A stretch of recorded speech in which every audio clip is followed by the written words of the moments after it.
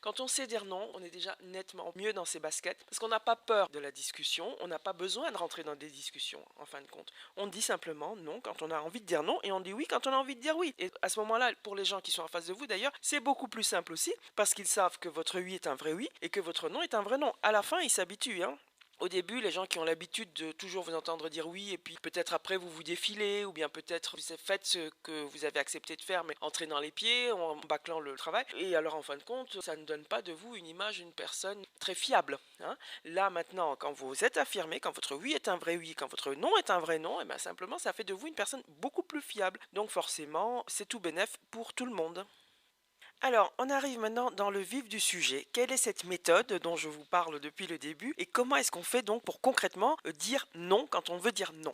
La première chose qu'il faut savoir, on vous pose une question, on vous demande quelque chose, on fait une requête et vous avez envie de refuser. Alors, il faut, premièrement, que votre premier mot soit non. Mais ça peut être l'air évident, mais ça ne l'est pas. Parce que souvent, on va vous faire une requête, vous poser la question, vous demander quelque chose, et puis on ne dit rien, ou oui, mais on dit oui d'abord. Oui, mais bon, voilà. Donc le premier mot n'est pas non. Si vous avez l'intention de refuser, alors que votre premier mot soit non. Non, non. Et puis vous répétez en fait simplement ce qu'on vous a demandé, hein. Donc tu peux me garder le chien ce week-end. Alors vous, ça fait 4 week-ends de suite que vous gardez le chien. Vous-même, vous avez envie d'aller en week-end. Vous n'avez pas envie de garder ce chien un week-end de plus. Ça va comme ça, c'est tous les week-ends. Bon, enfin bon bref, vous avez peut-être plein d'arguments pour lesquels vous avez envie de refuser de garder le chien de votre ami ce week-end. Toujours est-il que vous n'avez pas besoin de lui dire ça. Vous lui dites non, je ne peux pas garder ton chien ce week-end. Voilà, hein. Et puis vous vous arrêtez là. Alors forcément en face on va avoir les grands yeux écarquillés et puis ça va pas aller et puis vous vous répétez non. Le deuxième point dans cette méthode, c'est la méthode du disque rayé. Là vous allez répéter non comme un disque rayé. Non, je ne peux pas le garder. Non, non, c'est pas possible. Non, non, non, non, non, non, non, non, non. Vous voyez ce que je veux dire? Vous répétez non plein de fois comme ça, non. Moi, je vous le dis, je vous le répète, vous n'avez pas besoin de vous justifier, vous n'avez pas besoin de vous expliquer, vous n'avez pas besoin de commencer à vous plaindre. Oh non, tu sais, je suis fatiguée. Non, non, non, c'est pas, c'est pas ça qu'il faut faire. Vous dites non, non, je peux pas garder le chien. Non, non, non. Alors, vous modulez votre non. À la limite, c'est amusant. Vous le dites sur plein de temps. Alors, ne commencez pas à rigoler, évidemment, hein. Mais vous modulez votre non. Non, non, je peux pas garder le chien. Non, non, je peux pas garder. Non, je peux pas le garder. Non, non, non. Donc, voyez, vous avez tellement répété votre non déjà qu'en face, on a compris, hein. À ce stade, le résultat du refus est déjà de l'ordre de 80-90%.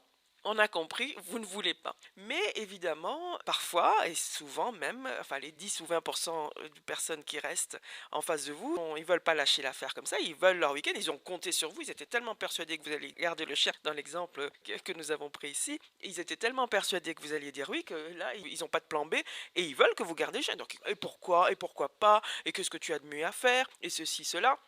Et commence soit à vous bombarder de questions, pourquoi, comment, et qu'est-ce que tu as de mieux à faire, soit à vous culpabiliser, puisque c'est c'est ça le fort, hélas, d'un certain nombre de personnes. Ah oui, mais comment je vais faire, moi maintenant, j'avais prévu le week-end, j'avais compté sur toi, d'habitude tu me le gardes. Alors, le troisième point, à ce stade-là, c'est de faire preuve d'empathie. Vous savez ce que c'est l'empathie? L'empathie, c'est la capacité de se mettre à la place de l'autre. C'est la capacité de se mettre dans les chaussures de l'autre, si vous voulez, et de ressentir ce qu'il ressent.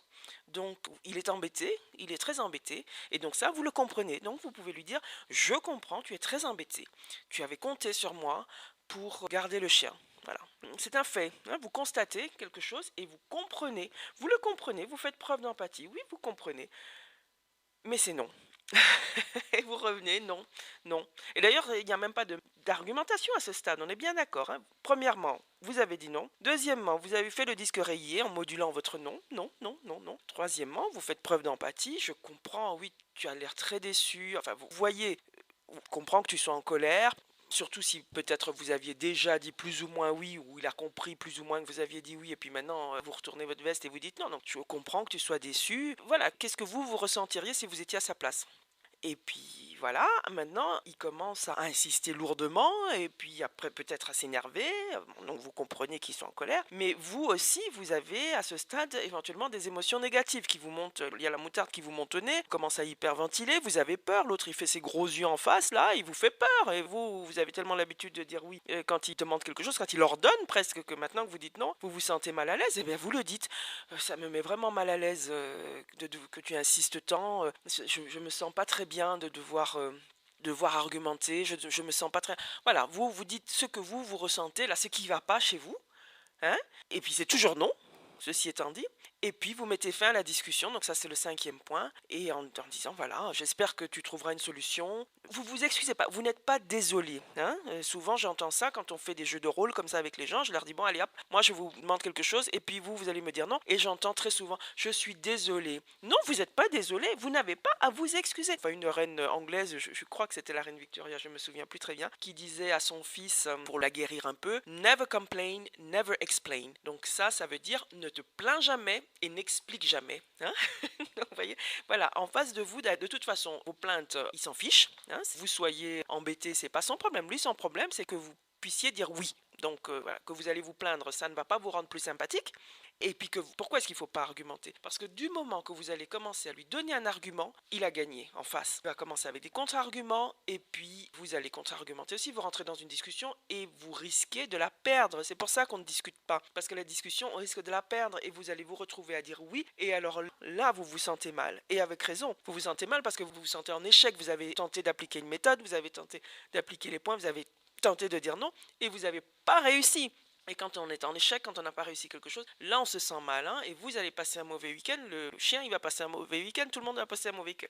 Donc vous n'avez pas à rentrer dans l'argumentaire, surtout pas le piège de l'argumentaire donc on ne s'explique pas, et pas le piège de la plainte, dire je suis désolé, de faire le malheureux. Vous n'avez pas à être malheureux de dire non, vous avez le droit de dire non. Hein. On part du principe que vous avez le droit de dire non. De toute façon, si vous avez cette méthode dans les oreilles, là, en ce moment, si je suis en train de vous parler ou si vous avez lu le e-book, c'est que vous êtes persuadé, et vous avez raison, que vous avez le droit de dire non. Que vous avez tout à fait le droit, comme n'importe qui, de ne pas être toujours d'accord et que vous avez le droit de dire non. Donc ce droit, vous l'avez au départ. Point. Ça, c'est même pas à remettre en question. Et donc, la chose à retenir, s'il n'y en a qu'une, c'est qu'on ne rentre pas dans la discussion. Donc je répète les 5 points à retenir. Votre premier mot est non. Non, je ne peux pas garder le chien ce week-end. Alors, vous n'allez pas dire non, je ne peux pas garder le chien ce week-end si on vous demande autre chose. C'est un exemple, hein, bien entendu. Bon, mais dans notre exemple, on vous a demandé de garder le chien. Donc, un ami vous a demandé de garder son chien ce week-end et vous ne voulez pas. Donc, non, je ne peux pas garder ton chien ce week-end. Le deuxième point, c'est le disque rayé. Non, non, non, non. Non, je ne peux pas garder le chien. Vous modulez, mais c'est plein de noms qui se suivent parce que vous êtes un disque rayé. Vous imaginez, je suis un disque rayé et voilà, je ne sais rien dire d'autre que non. D'ailleurs, en face, on risque de vous dire, dis donc, tu ne sais pas dire autre chose que non. Et à dire, ben non. Hein. Le troisième point, c'est de faire preuve d'empathie, donc c'est-à-dire de vous mettre à la place de l'autre personne et de comprendre ce qu'il ressent à ce moment-là. Et vous voyez bien qu'il est déçu, vous voyez bien qu'il est en colère, vous voyez bien qu'il est embêté, vous voyez bien que ça l'arrange pas, vous voyez bien que ce que vous voulez, vous le comprenez, vous savez que c'est difficile pour lui.